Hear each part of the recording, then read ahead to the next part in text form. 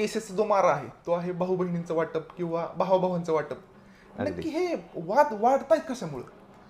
अरे असं काय झालं ॲक्च्युली, सध्याच्या काळात हे सगळे आता विकसित व्हायला लागले. प्रॉपर्टीजचे भाव वाढलेत, गावं विकसित व्हायला लागलेत. जिथं 2 मजले होणार होतं तर तिकडं 5 मजले व्हायला लागलेत.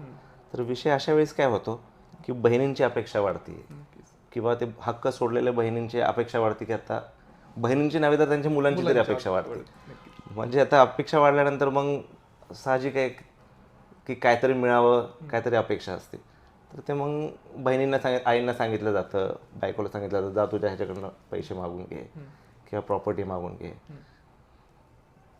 मूळ काळ म्हणजे प्रॉपर्टीचे रेट्स वाढले आणि पूर्वी अशी म्हणजे अशी समज होती की ठीक आहे माझाच भाऊ आहे ना, मी प्रॉपर्टी सोडली तर काय फरक पडतोय. पण आता पैसे समोर काय चालत नाही तसं. आता त्यांना मागितलं पाहिजे, कोर्टात हक्क प्राप्त झालाय 2005 नंतर आपण म्हटलं तसं, आणि हक्क प्राप्त झाल्यानंतर मग सगळे डिस्प्यूट अराईज होतात ऑटोमॅटिकली. असं संपूर्ण व्हिडिओ पाहण्यासाठी आमच्या यूट्यूब चॅनलला भेट द्या.